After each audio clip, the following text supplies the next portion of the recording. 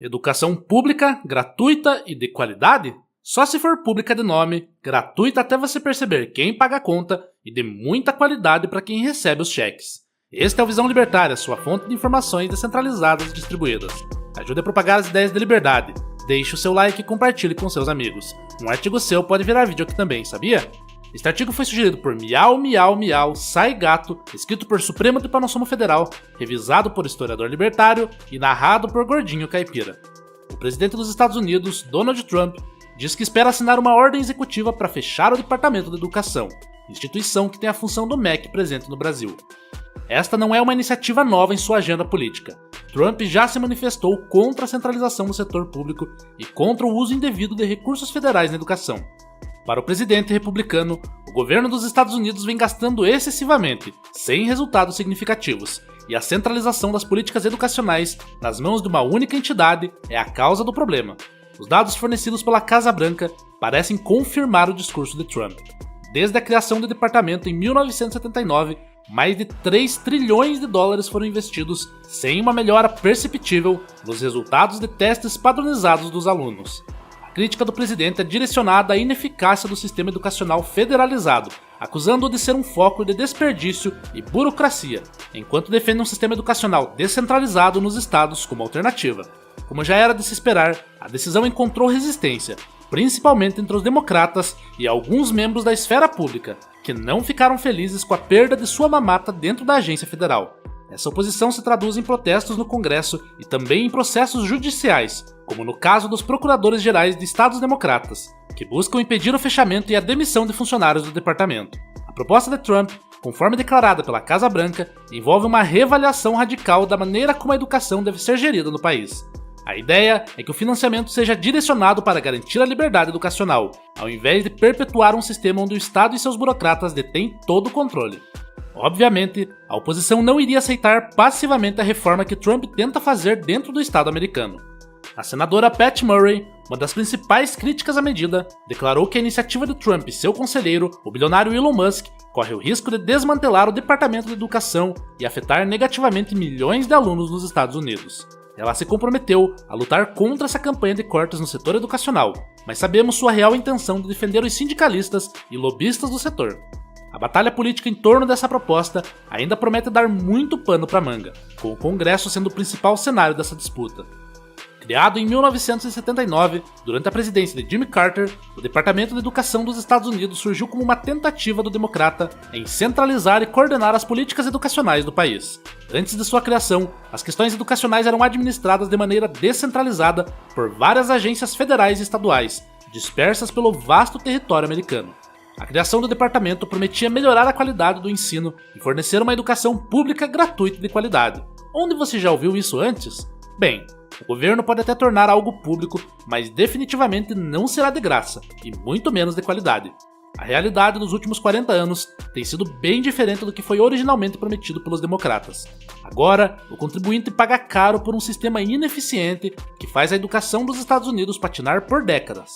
Apesar de ser uma proposta com tração popular, a extinção do departamento não será uma tarefa simples. O Departamento de Educação foi criado por meio de uma lei do Congresso dos Estados Unidos, e apenas o próprio Congresso tem a capacidade de extirpá-lo. Para que isso aconteça de forma oficial, seria necessário que se conseguisse a aprovação de 60 votos no Senado, que hoje conta com 53 republicanos, 45 democratas e 2 independentes. Assim, mesmo sendo de maioria republicana, a proposta de Trump ainda depende de um esforço político para concretizar a reforma. A educação estatal, como a que é promovida atualmente nos Estados Unidos e em outros países, enfrenta falhas estruturais que extrapolam as linhas imaginárias que delimitam países. O mesmo resultado é observado em diversos contextos socioeconômicos e culturais, mostrando que a falha está no modelo e não em algum governo em específico. Um dos maiores exemplos da falha desse sistema é também o mais familiar para nós brasileiros, o MEC. O Ministério da Educação, que hoje custa centenas de milhões de reais, demonstra suas intenções perniciosas desde a sua criação. Isso pode ser deduzido observando seu fundador, a personificação do Estado brasileiro, Getúlio Vargas. Ele fundou o Ministério em 14 de novembro de 1930, poucos dias após a sua ascensão ao poder em 3 de novembro do mesmo ano. A pressa de Vargas em controlar a educação não advém apenas do seu amor pela centralização, mas também de um ideal presente no MEC até hoje, a doutrinação. O controle do que se fala em sala de aula foi um dos pilares de qualquer plano de governo fascista e totalitário, que almeja desde o início homogeneizar a mente das crianças e adolescentes do Brasil. Ditadores sempre estiveram cientes do grande investimento que é a doutrinação, uma ótima estratégia para estabilizar um governo através de conformidade social. Mesmo com a queda do Estado Novo em 1945, Vargas ainda colheu os frutos de seu investimento. As crianças educadas pelo seu regime nos anos 30 e início dos 40 cresceram e formaram a base de eleitores que possibilitaram seu retorno ao poder nas eleições de 1950. De lá para cá, a doutrinação permaneceu como uma tradição quase sacra, passada de geração em geração de funcionários públicos. Agora, o foco é sequestrar a mente de muitos para a causa socialista. Se engana aquele que afirma que o MEC é ineficiente. Na verdade, é uma das instituições mais produtivas do mundo, cumprindo com louvor o seu trabalho de transformar estudantes em massa de manobra. O trabalho do Ministério do Emburrecimento Compulsório também é de dar inveja a qualquer governo socialista quando o assunto é a destinação da verba dada pelo governo. O Ministério é especializado em destinar recursos públicos da pior maneira possível. Em 2024, 347 milhões de reais foram destinados ao MEC pelo Governo do Amor, um aumento de mais de 150% se comparados aos 137 bilhões destinados à instituição no último ano do governo Bolsonaro. Agora sim, com toda essa verba, o Ministério pode investir todo esse dinheiro no que realmente importa: patrocinar o esquerdismo e enriquecer o funcionalismo público. E se sobrar dinheiro, talvez investir no ensino médio e fundamental. Os estudantes da educação básica nunca são considerados quando se faz uma política educacional, mas sim os interesses de políticos e burocratas em ganhar mais controle sobre a juventude brasileira e sobre os recursos que são destinados às secretarias de educação. Apesar da falência do sistema centralizado estatal, muitos ficam acomodados e apenas reclamam do problema sem apresentar soluções. Mas para nossa sorte, há sim um modelo que vem produzindo alternativas mais eficazes graças ao uso de tecnologia e experimentação. O livre mercado é a única instituição humana que se demonstrou capaz de solucionar problemas de maneira verdadeiramente eficiente. E com o mercado digital, vemos hoje uma grande oferta de cursos com preços acessíveis. Além dos cursos online, duas outras alternativas têm se tornado boas saídas do sistema tradicional na vida de muitos: o homeschooling e a educação privada. A privatização das escolas e universidades é uma proposta que tem ganhado força e, dentre elas, é a mais fácil de implementar, tendo em vista as necessidades da população em geral. Nem todo mundo tem tempo ou dinheiro para educar os seus filhos em casa, mas felizmente a educação privada ainda retém boa parte das vantagens do homeschooling. As escolas privadas têm os melhores incentivos, porque os gestores dessas instituições estariam submetidos às regras do mercado e à pressão por resultados, eliminando o aspecto doutrinário, uma vez que a mamata com dinheiro público acabaria. Com a privatização e o aumento da concorrência, as universidades e escolas passariam a competir entre si para oferecer a melhor educação possível. O homeschooling, por sua vez, oferece uma solução ainda mais descentralizada.